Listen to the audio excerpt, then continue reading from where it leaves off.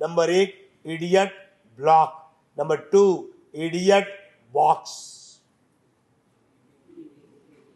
પેલા ટીવી, હવે મોબાઈલ. આ ઇડિયટ બોક્સે તમારી સરસ મજાની જિંદગીને ડાઘ લગાડવામાં બાકી નથી રાખતી. અને એ બેને બાદ કરો તો નંબર 3 ઇડિયટ બોય. યાદ રહ્યું? Block, box and boy. Idiot block, idiot box and idiot boy. ગંદા મિત્રો, તમને શું કહું, એક છોકરી કદાચ તમને જેટલું નુકસાન નહીં કરે, તમારા મા બાપને કયા વગર કોઈ છોકરીને તમે ગર્લફ્રેન્ડ બનાવી દીધી અને એ તમને જેટલું નુકસાન નહીં કરે. આનો અર્થ પાછું એમ નહીં સમજતા મારા સાહેબે છૂટ આપી દીધી છે જેને બનાવી, એ જેટલું નુકસાન નહીં કરે એ કરતા વધારે નુકસાન ગંદો મિત્ર કરી શકે છે. લબાડ. કોઈ છોકરી તમને સામે ચડીને કહેશે તું દારૂ પી, તું જુગાર રમ, કોઈ કહેશે તું સિગરેટ પી, ઉલટાનું તમે પીતા હશો તમને છોડાવશે. ફ્રેન્ડશિપ ડે ના દિવસે પણ તમને કહેશે કે તું આ છોડીશ તો મારી ફ્રેન્ડશિપ તારી સાથે રહેશે, નહીં તો આજથી બાદ. અને એક ઇડિયટ બોય તમારા જીવનમાં કયા પાપ ચાલુ નહીં કરાવે. એ જુગાર, ચોરી, દારૂ, વ્યસન, કોઈ પાપ એવું નહીં હોય કે જે પાપ તમારા જીવનમાં મોટા ભાગના જે પણ પાપ ઘૂસ્યા હશે ને સીધા તમારા થ્રુ નથી આવ્યા, તમારા કોઈક મિત્ર થ્રુ આવ્યા. 100%.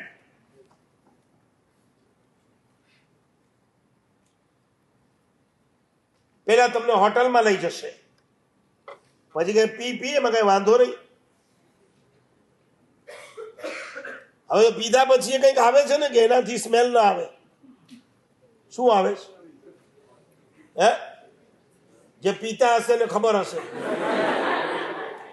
હવે કેસે નહીં.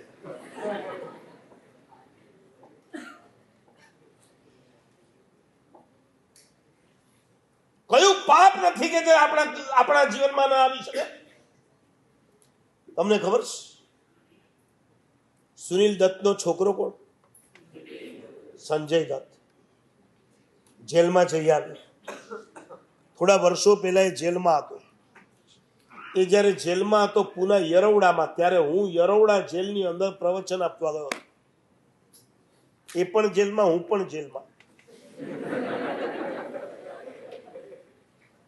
જે ભાઈ મને લઈ ગયો તો મને કહે કે આપણે મળવું છે સંજય દત્તને. મેં કીધું મારે નથી મળવું, એને મળવું હોય તો એ આવે, હું એને હું કામ મળવા જાઉં?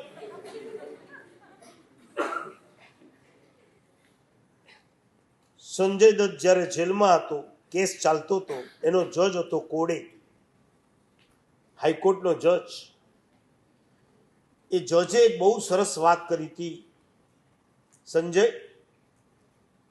લગે રહો મુન્નાભાઈ અને મુન્નાભાઈ MBBS, મેં બંને પિક્ચર જોયા છે.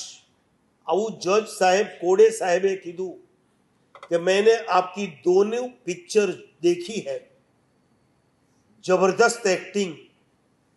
પછી એને જે છેલ્લે વાત કરી એ સાંભળજો.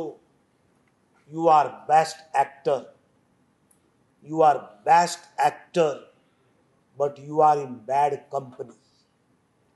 તું એક્ટર તરીકે બહુ સારો છે, પણ તને જે કંપની મળી છે ને એટલી ઘટિયા કંપની તને મળી છે, જેના કારણે તું ડ્રગ્સના રવાડે ચડી ગયો.